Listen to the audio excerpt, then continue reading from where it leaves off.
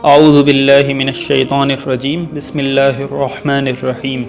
ناظرین محترم، آپ پچھلی قسط میں جان چکے ہیں کہ صلاح الدین ایوبی ناجی کی دعوت پر اس کے منعقد کردہ جشن میں آیا تھا، جہاں پر اس نے پہلے اس کی زیر نگران فوج کی سپہ گیری کو دیکھا اور پھر اس کی فوج کی بد کرداری کو ملاحظہ کیا۔ لیکن اس جشن کے بعد ایسا کیا ہوا کہ صلاح الدین ایوبی کو اپنی مصر آمد کے بعد بطور حاکم پہلی جنگ لڑنی پڑ گئی، اور وہ بھی پوری متحدہ یورپ کی افواج سے۔ ناظرین محترم، سپہ گیری کا تماشا اور کھانے سے فارغ ہونے کے بعد ناجی نے صلاح الدین ایوبی کے سامنے اپنے آخری جال کو پیش کیا، جس دوران ایوبی اور علی بن سفیان آپس میں باتیں کر رہے تھے۔ اچانک شہنائی کا پرسوز نغمہ ابھرا اور پوری محفل پر سناٹا طاری ہو گیا۔ ایک طرف سے ناچنے والی لڑکیوں کی ایک قطار نمودار ہوئی جو انتہائی باریک اور نفیس لباس میں تھیں۔ وہ تمام کی تمام لڑکیاں نیم دائرے میں ہو کر رک گئیں اور صلاح الدین ایوبی کی طرف منہ کر کے تعظیم کے لیے جھکیں۔ ان تمام لڑکیوں کے برہنہ بال سرک کر شانوں پر آ گئے۔ سازندوں نے ان ریشمی بالوں اور جسموں کے جادو میں تلسم پیدا کر دیا۔ دو سیاہ فوم دیو ہیکل حبشی جن کی کمر کے گرد چیتوں کی کھالیں تھیں، ایک بڑا سا ٹوکرا اٹھائے تیز تیز قدم چلتے نظر آئے اور ٹوکرا لڑکیوں کے نیم دائرے کے سامنے رکھ دیا۔ ساز سپیروں کی بین کی دھن بجانے لگے۔ حبشی مست سانڈوں کی طرح پھنکارتے غائب ہو گئے۔ ٹوکرے میں سے ایک بہت بڑی کلی اوپر کو اٹھی اور پھول کی طرح کھل گئی۔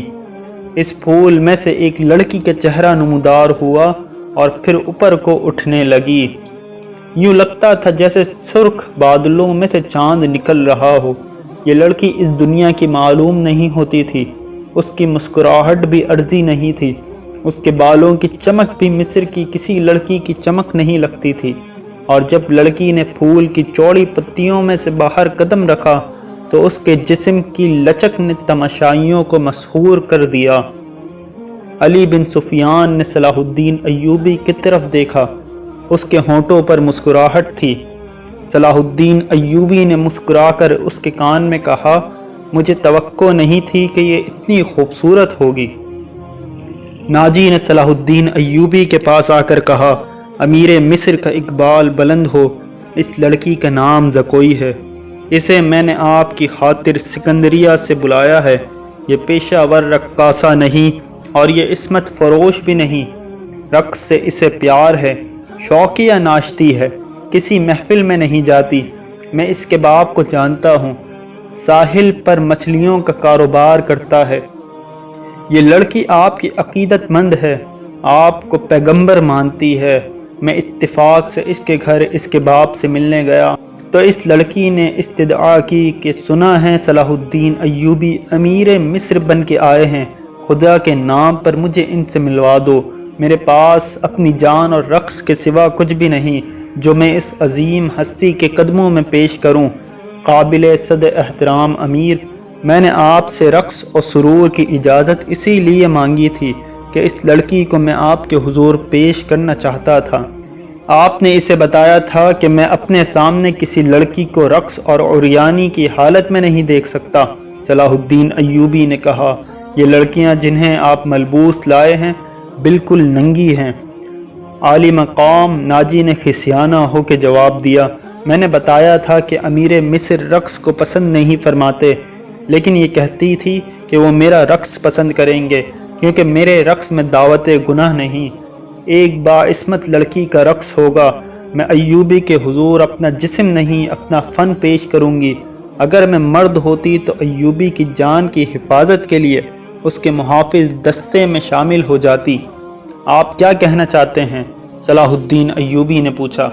اس لڑکی کو اپنے پاس بلا کر اسے خراج تحسین پیش کروں کہ تم اپنے جسم کو ہزاروں مردوں کے سامنے عریہ کر کے بہت اچھا ناچتی ہو؟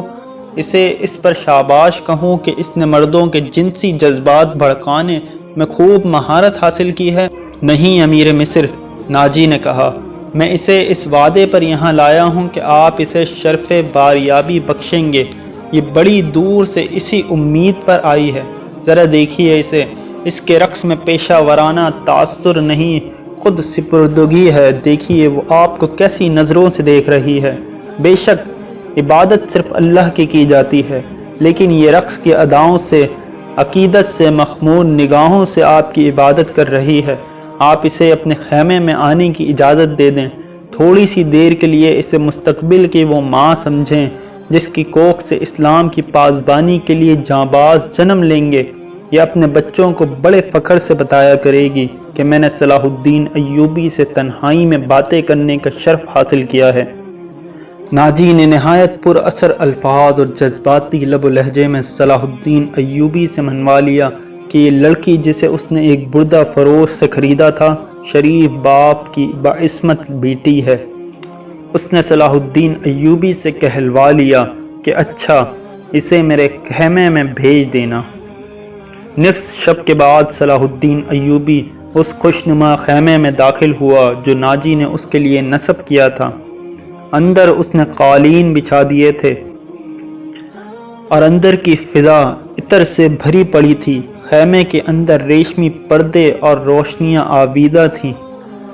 ناجی صلاح الدین ایوبی کے ساتھ خیمے میں گیا اور پوچھا، اسے ذرا سی دیر کے لیے بھیج دوں؟ میں وعدہ خلافی سے بہت ڈرتا ہوں۔ بھیج دو، صلاح الدین ایوبی نے کہا، اور ناجی ہرن کی طرح چوکڑیاں بھرتا خیمے سے نکل گیا۔ تھوڑا ہی وقت گزرا ہوگا کہ صلاح الدین ایوبی کے محافظوں نے ایک رقاصہ کو اس کے خیمے کی طرف جاتے دیکھا۔ خیمے کے ہر طرف مشعلیں روشن تھیں۔ روشنی کا یہ انتظام علی بن سفیان نے کرایا تھا تاکہ رات کے وقت محافظ گرد و پیش کو اچھی طرح دیکھ سکیں۔ رقاصہ قریب آئی تو انہوں نے اسے پہچان لیا۔ انہوں نے اسے رقص میں دیکھا تھا۔ یہ وہی لڑکی تھی جو ٹوکرے میں سے نکلی تھی۔ وہ زکوئی تھی۔ وہ رقص کے لباس میں تھی۔ یہ لباس توبہ شکن تھا۔ اس میں وہ عریاں تھی۔ محافظوں کے کمانڈر نے اسے روک لیا۔ زکوئی نے اسے بتایا کہ اسے امیر مصر صلاح الدین ایوبی نے بلایا ہے۔ کمانڈر نے اسے بتایا کہ یہ ان امیروں میں سے نہیں جو تم جیسی فاحشہ لڑکیوں کے ساتھ راتیں گزارتے ہیں۔ آپ ان سے پوچھ لیں۔ زکوئی نے کہا، میں بن بلائے آنے کی جرات نہیں کر سکتی۔ ان کا بلاوا تمہیں کس طرح ملا تھا؟ کمانڈر نے پوچھا۔ سالار ناجی نے کہا ہے کہ تمہیں امیر مصر بلاتے ہیں۔ زکوئی نے کہا، آپ کہتے ہیں تو میں واپس چلے جاتی ہوں۔ امیر نے جواب طلبی کی تو خود بھگت لینا۔ کمانڈر تسلیم نہیں کر سکتا تھا کہ صلاح الدین ایوبی نے اپنی خوابگاہ میں ایک رقاصہ کو بلایا ہے۔ وہ ایوبی کے کردار سے واقف تھا۔ اس کے اس حکم سے بھی واقف تھا کہ ناچنے گانے والیوں سے تعلق رکھنے والوں کو 100 درے لگائے جائیں گے۔ کمانڈر شش و پنج میں مبتلا ہو گیا۔ سوچ سوچ کر اس نے جرت کی اور صلاح الدین ایوبی کے خیمے میں چلا گیا۔ ایوبی اندر ٹہل رہا تھا۔ کمانڈر نے ڈرتے ڈرتے کہا کہ باہر ایک رقاصہ کھڑی ہے، کہتی ہے کہ حضور نے اسے بلایا ہے۔ صلاح الدین ایوبی نے کہا، اسے اندر بھیج دو۔ کمانڈر باہر نکلا اور زکوئی کو اندر بھیج دیا۔ محافظوں کو توقع تھی کہ ان کا امیر اور سالار اعظم اس لڑکی کو باہر نکال دے گا۔ سب اس کی گرجدار آواز سننے کے لیے تیار ہو گئے، مگر انہیں ایسی کوئی آواز نہ سنائی دی۔ رات گزرتی جا رہی تھی۔ اندر سے دھیمی دھیمی باتوں کی آوازیں آنے لگیں۔ محافظ دستے کا کمانڈر بے قراری کے عالم میں ادھر ادھر ٹہلنے لگا۔ ایک محافظ نے اسے کہا کہ یہ حکم صرف ہمارے لیے ہے کہ کسی فاحشہ کے ساتھ تعلق رکھنا جرم ہے؟ ہاں، اس نے جواب دیا، حکم صرف ماتحتوں کے لیے اور قانون صرف رعایا کے لیے ہوتا ہے۔ امیر مصر کو درے نہیں لگائے جا سکتے۔ بادشاہوں کا کوئی کردار نہیں ہوتا۔ کمانڈر نے جلد کر کہا، صلاح الدین ایوبی شراب بھی پیتا ہوگا۔ ہم پر جھوٹی پارسائی کا روب جمایا جاتا ہے۔ ان کی نگاہوں میں صلاح الدین ایوبی کا جو بت تھا وہ ٹوٹ پڑا۔ دوسری طرف ناجی بہت خوش تھا۔ صلاح الدین ایوبی کی خوشنودی کے لیے اس نے شراب سونگھی بھی نہیں تھی۔ وہ اپنے خیمے میں بیٹھا پر مسرت جھوم رہا تھا۔ اس کے سامنے اس کا نائب سالار ادروش بیٹھا تھا۔ اس نے ناجی سے کہا اسے گئے بہت وقت گزر گیا ہے، معلوم ہوتا ہے ہمارا تیر صلاح الدین ایوبی کے دل میں اتر گیا ہے۔ میرا تیر خطا کب گیا تھا؟ ناجی نے کہا لگا کر کہا اگر یہ تیر خطا جاتا تو فوراً یہیں لوٹ کے ہمارے پاس آ جاتا۔ تم ٹھیک کہتے ہو، ادروش نے کہا، زکوئی انسان کے روپ میں تلسم ہے، معلوم ہوتا ہے کہ یہ لڑکی حششین کے ساتھ رہی ہے، ورنہ صلاح الدین ایوبی جیسا بت کبھی نہ توڑ سکتی۔ رات گزرتی چلی جا رہی تھی، ایک طرف ناجی زکوئی کے انتظار میں بے چین ہو رہا تھا تو دوسری طرف صلاح الدین ایوبی کے اسٹاف میں بے اعتمادی کی فضا پھیل رہی تھی۔ رات کا آخری پہر تھا جس وقت زکوئی صلاح الدین ایوبی کے خیمے سے باہر نکلی۔ ناجی کے خیمے میں جانے کے بجائے وہ دوسری طرف چلی گئی جہاں ایک آدمی کھڑا اس کا انتظار کر رہا تھا جس کا جسم سر سے پاؤں تک ایک ہی لبادے میں ڈھکا ہوا تھا۔ وہ اس آدمی کے ساتھ ایک خیمے میں چلی گئی اور بہت دیر بعد اس خیمے سے نکل کر ناجی کے خیمے کا رخ کیا۔ ناجی کسی گہری سوچ میں کھویا ہوا تھا کہ زکوئی اس کے خیمے میں داخل ہوئی۔ اس نے ہنس کر کہا اپنے امیر کے جسم کا وزن کرو اور لاؤ اتنا سونا، آپ نے میرا یہی انعام مقرر کیا تھا نا؟ پہلے بتاؤ ہوا کیا؟ ناجی نے بے تابی سے پوچھا۔ جو آپ چاہتے تھے، زکوئی نے جواب دیا۔ آپ کو یہ کس نے بتایا کہ صلاح الدین ایوبی پتھر ہے، فولاد ہے اور وہ مسلمانوں کے اللہ کا زمین میں سایہ ہے؟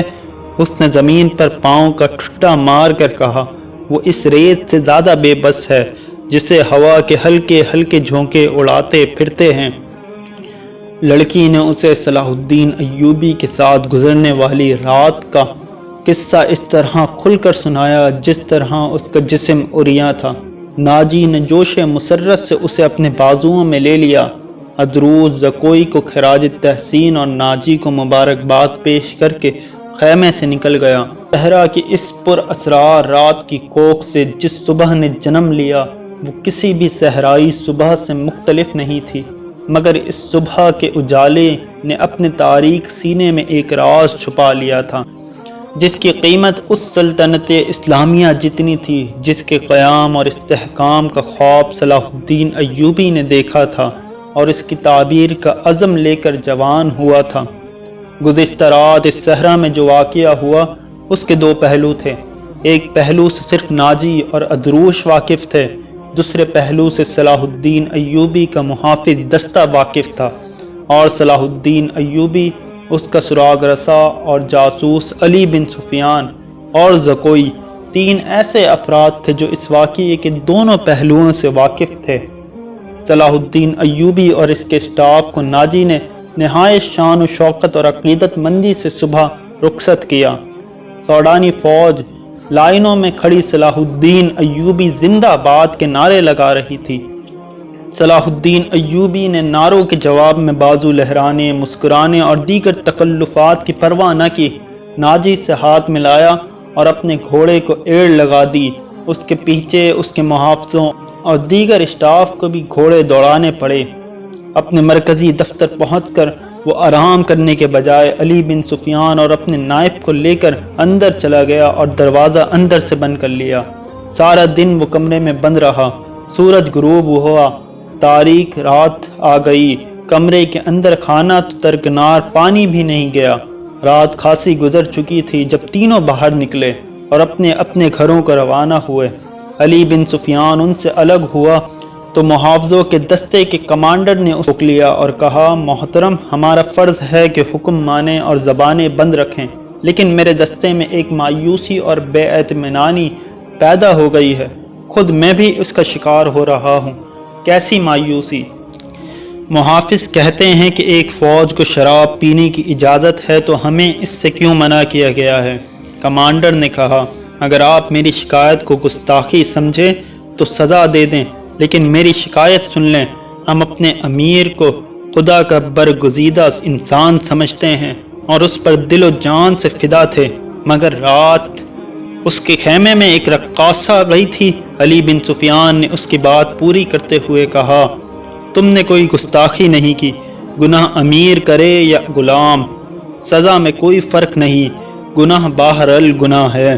میں تمہیں یقین دلاتا ہوں کہ رقاصہ اور امیر مصر کی خفیہ ملاقات کے ساتھ گناہ کا کوئی تعلق نہیں تھا۔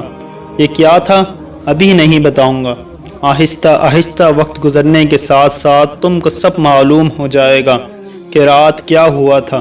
اس نے کمانڈر کے کندھے پر ہاتھ رکھ کر کہا، میری بات غور سے سنو امیر بن صالح، تم پرانے عسکری ہو، اچھی طرح جانتے ہو کہ فوج اور فوج کے سربراہوں کے کچھ راز ہوتے ہیں جن کی حفاظت ہم سب کا فرض ہے۔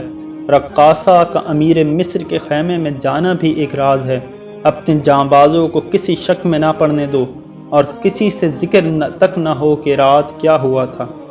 علی بن سفیان کی قابلیت اور کارناموں سے کمانڈر آگاہ تھا، مطمئن ہو گیا اور اس نے اپنے دستے کے شکوک رفع کر دیے۔ اگلے روز صلاح الدین ایوبی جس وقت دوپہر کا کھانا کھا رہا تھا، اسے اطلاع دی گئی کہ ناجی ملنے آیا ہے۔ صلاح الدین ایوبی کھانے سے فارغ ہو کر ناجی سے ملا۔ ناجی کا چہرہ بتا رہا تھا کہ گھبرایا ہوا ہے اور غصے میں بھی ہے۔ اس نے ہکلانے کے لہجے میں کہا، قابل صد احترام امیر، کیا یہ حکم آپ نے جاری کیا ہے کہ سوڈانی فوج کی 50,000 نفری مصر کی اس فوج میں مدغم کر دی جائے جو حال ہی میں تیار ہوئی ہے؟ ہاں ناجی، صلاح الدین ایوبی نے تحمل سے جواب دیا، میں نے کل سارا دن اور رات کا کچھ حصہ صرف کر کے اور بڑی گہری سوچ و بچار کے بعد یہ فیصلہ تحریر کیا ہے کہ جس فوج کے تم سالار ہو اسے مصر کی فوج میں اس طرح مدغم کر دیا جائے کہ ہر دستے میں سوڈانیوں کی نفری صرف 10% ہو، اور تمہیں یہ حکم بھی مل چکا ہوگا کہ تم اب اس فوج کے سالار نہیں ہوگے، تم فوج کے مرکزی دفتر میں آ جاؤ گے۔ عالی مقام، ناجی نے کہا، مجھے کس جرم کی سزا دی جا رہی ہے؟ اگر تمہیں یہ فیصلہ پسند نہیں تو فوج سے الگ ہو جاؤ۔ صلاح الدین ایوبی نے کہا، معلوم ہوتا ہے میرے خلاف سازش کی گئی ہے۔ ناجی نے کہا، آپ کے بلند دماغ اور گہری نظر کو چھان بین کر لینی چاہیے، مرکز میں میرے بہت سے دشمن ہیں۔ میرے دوست صلاح الدین ایوبی نے کہا، میں نے یہ فیصلہ صرف اس لیے کیا ہے کہ میری انتظامیہ اور فوج سے سازشوں کا خطرہ ہمیشہ کے لیے نکل جائے، اور میں نے یہ فیصلہ اس لیے کیا ہے کہ فوج میں کسی کا عہدہ کتنا ہی اونچا کیوں نہ ہو اور کوئی کتنا ہی ادنا کیوں نہ ہو، وہ شراب نہ پیے، ہلڑ بازی نہ کرے اور فوجی جشنوں میں ناچ گانے نہ ہوں۔ لیکن عالی جاں، ناجی نے کہا، میں نے حضور سے اجازت لے لی تھی، اور میں نے شراب اور ناچ گانے کی اجازت صرف اس لیے دی تھی کہ اس فوج کو اس کی اصل حالت میں دیکھ سکوں جسے تم ملت اسلامیہ کی فوج کہتے ہو۔ میں 50,000 نفری کو برطرف نہیں کر سکتا، مصری فوج میں اسے مدغم کر کے اس کے کردار کو سدھار دوں گا۔ اور یہ بھی سن لو کہ ہم میں کوئی مصری، سوڈانی، شامی اور اجمی نہیں ہے، ہم سب مسلمان ہیں، ہمارا جھنڈا ایک اور مذہب ایک ہے۔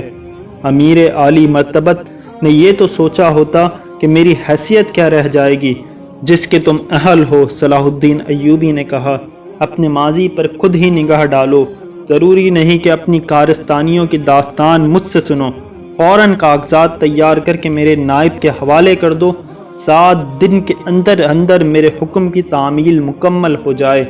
ناجی نے کچھ کہنا چاہا لیکن صلاح الدین ایوبی ملاقات کے کمرے سے نکل گیا۔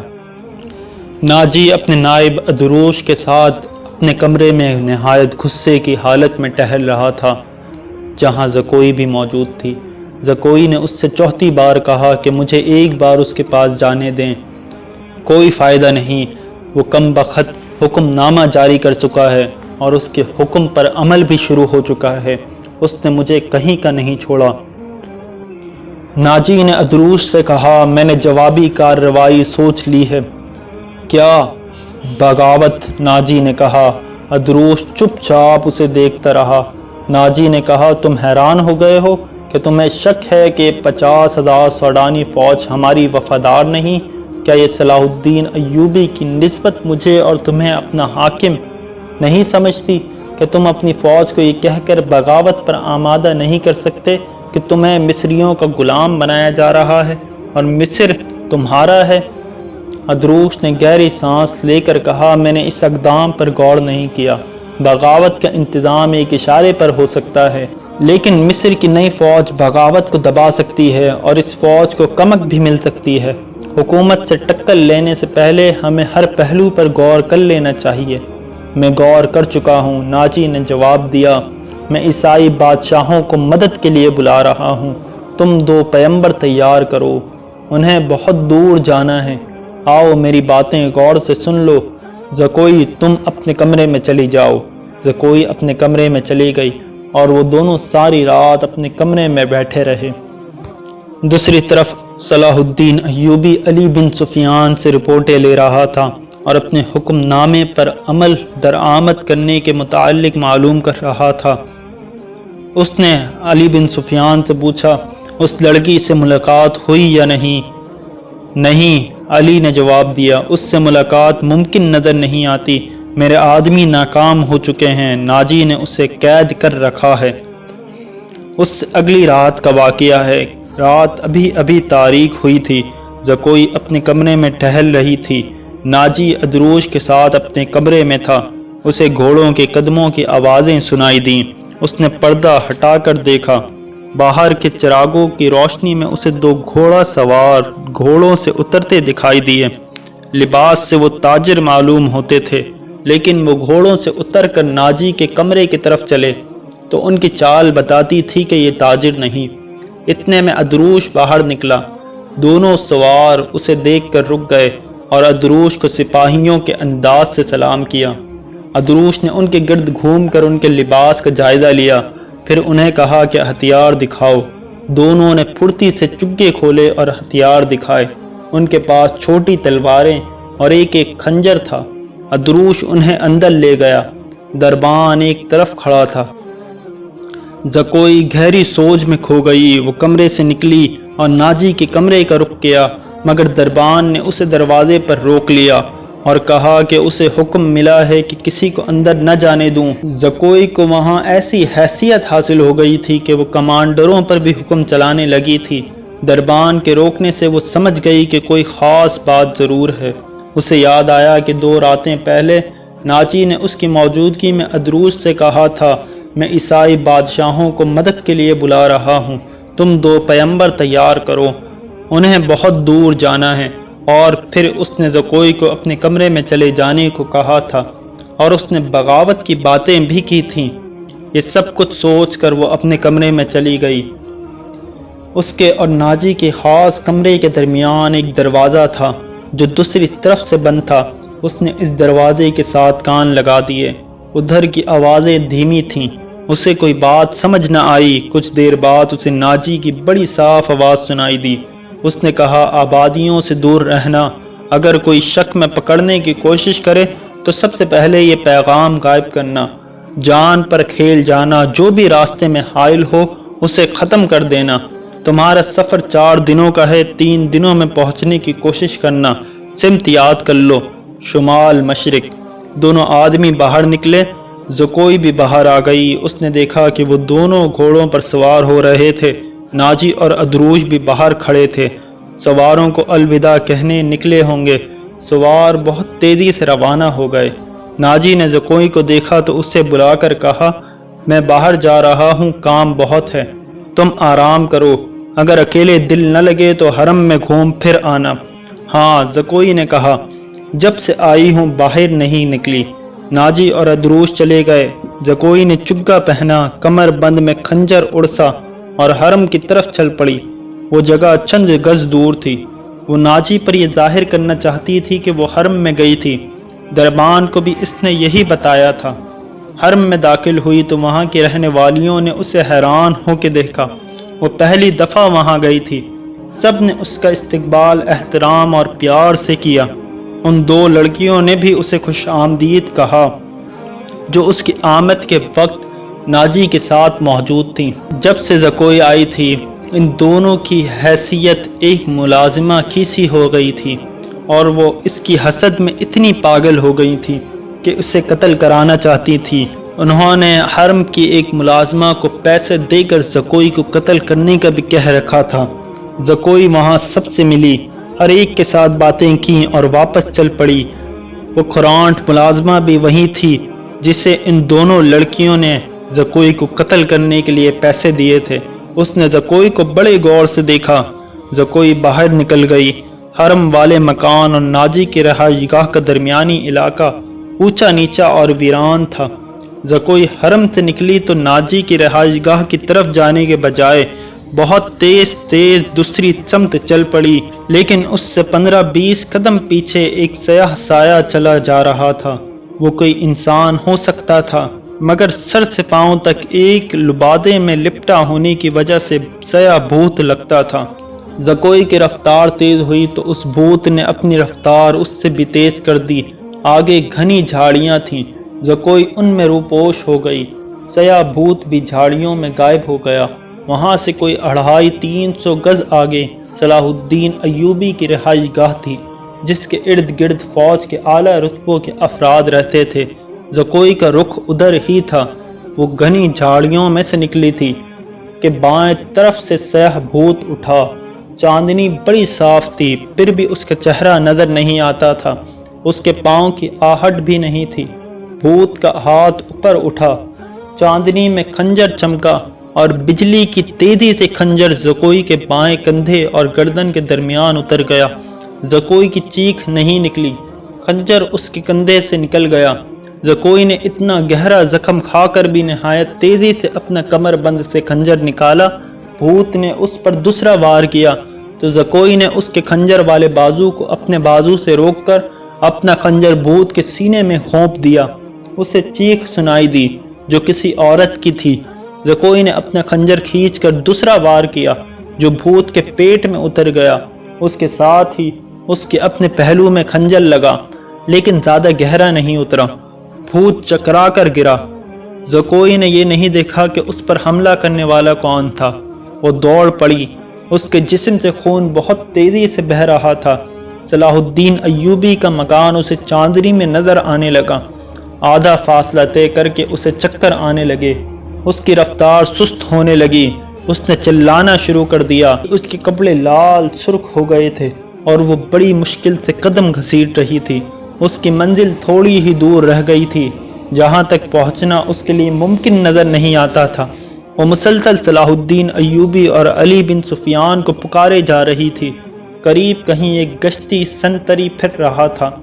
اسے اس کی آوازیں سنائی دیں تو وہ دوڑ کر پہنچا۔ زکوئی اس پر گر پڑی اور کہا، مجھے امیر مصر تک پہنچا دو، بہت جلدی، بہت جلدی۔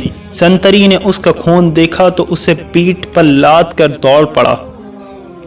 صلاح الدین ایوبی اپنے کمرے میں بیٹھا علی بن سفیان سے رپورٹ لے رہا تھا۔ اس کے 2 نائب بھی موجود تھے۔ علی بن سفیان بغاوت کے خدشے کا اظہار کر رہا تھا۔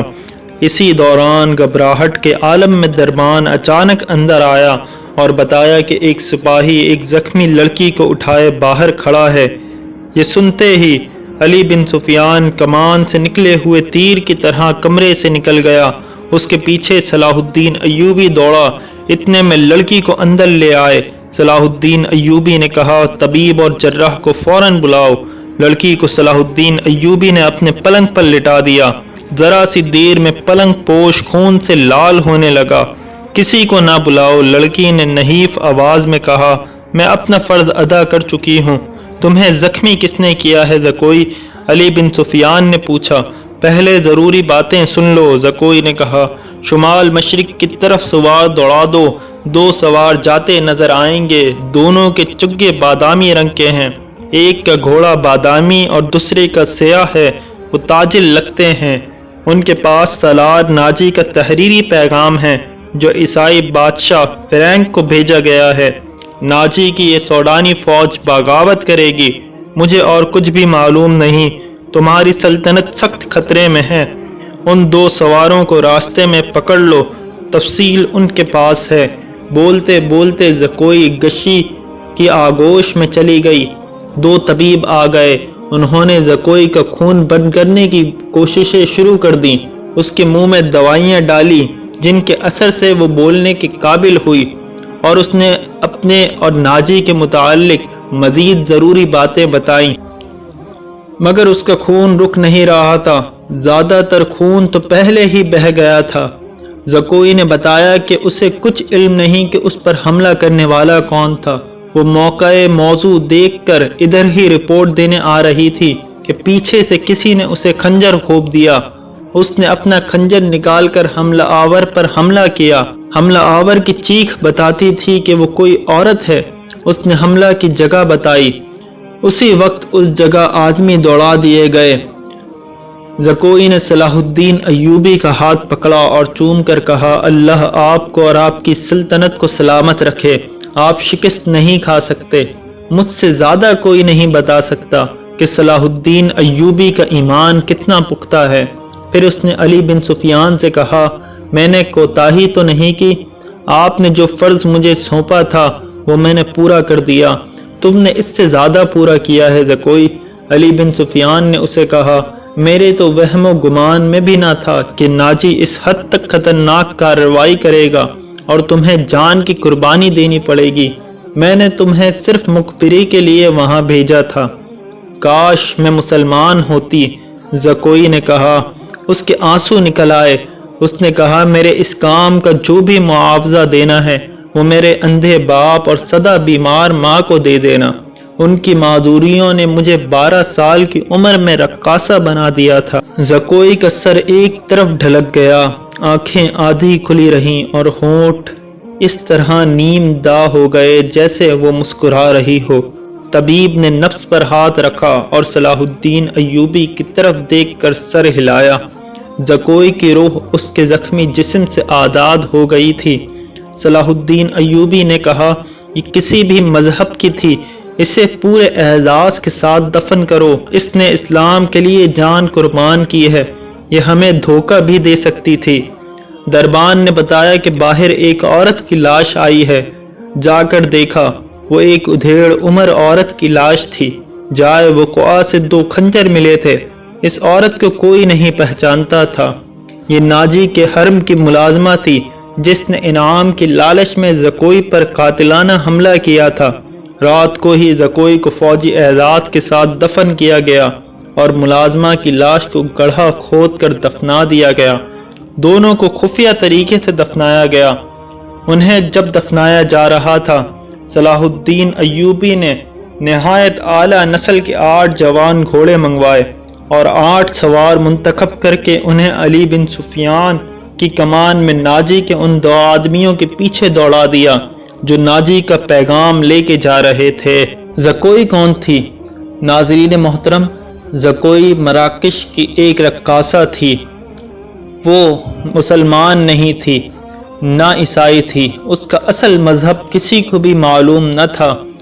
علی بن سفیان صلاح الدین ایوبی کی انٹیلیجنس کا سربراہ تھا اور وہ دشمن سے راز کی باتیں معلوم کرانے کے لیے مختلف طریقے استعمال کرتا تھا۔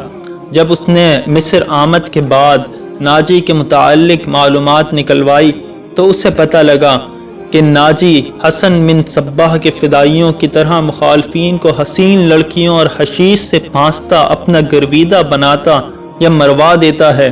علی بن سفیان نے تلاش بسیار کے بعد کسی کی وساطت سے زکوئی کو مراکش سے حاصل کیا اور خود بردہ فروش کا بہروپ دھار کر اسے ناجی کے ہاتھ بیچ دیا۔ اس لڑکی میں ایسا جادو تھا کہ ناجی اسے صلاح الدین ایوبی کو پھانسنے کے لیے استعمال کرنا چاہتا تھا، مگر خود ہی اس لڑکی کے دام میں پھنس گیا۔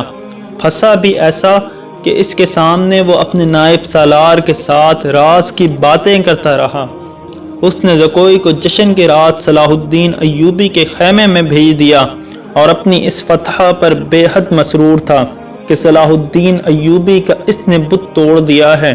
اب وہ اس لڑکی کے ہاتھوں اسے شراب بھی پلا سکے گا اور پھر اسے اپنا مرید بنا لے گا، مگر اس کے فرشتوں کو بھی معلوم نہ ہو سکا کہ زکوئی صلاح الدین ایوبی ہی کی جاسوسہ تھی۔ وہ اسے خیمے میں رپورٹیں دیتی رہی اور صلاح الدین ایوبی سے ہدایات لیتی رہی۔ اس کے خیمے سے نکل کر زکوئی دوسری طرف چلی گئی جہاں اسے منہ سر لپیٹے ایک آدمی ملا تھا۔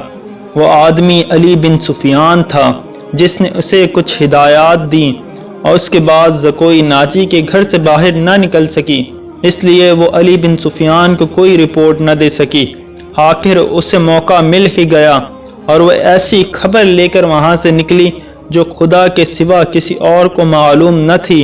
یہ زکوئی کی بد نصیبی تھی کہ حرب میں اس کے خلاف اس لیے سازش ہو رہی تھی کہ اس نے ناجی پر قبضہ کر لیا۔ یہ سازش کامیاب ہو گئی اور زکوئی قتل ہو گئی، لیکن وہ اطلاع پہنچانے تک زندہ رہی۔ اس کے مرنے سے کچھ عرصے بعد وہ معاوضہ جو علی بن سفیان نے اس کے ساتھ طے کیا تھا، صلاح الدین ایوبی کی طرف سے انعام، اور وہ رقم جو علی بن سفیان نے ناجی سے بردہ فروش کے بھیس میں زکوئی کی قیمت کے طور پر وصول کی تھی، مراکش میں زکوئی کے معذور والدین کو ادا کر دی۔ سامعین محترم، زکوئی نے تو اپنا فریضہ بخوبی انجام دے دیا، لیکن سلطنت اسلامیہ پر ابھی خطرہ باقی تھا۔ صلاح الدین ایوبی نے یہ تمام معلومات ملنے کے بعد بغاوت کی کوششوں کو کیسے دبایا اور ناجی کے ساتھ اس نے کیا سلوک کیا، اس کے بھیجے گئے 2 سواروں کو اس نے کیسے پکڑوایا، اور اس کے بعد یورپ کے بادشاہ فرینک کی متحدہ افواج کا اس نے کیسے مقابلہ کیا، یہ سب اور بہت کچھ جانیے اس سیریز کے اگلے ایپیسوڈ میں۔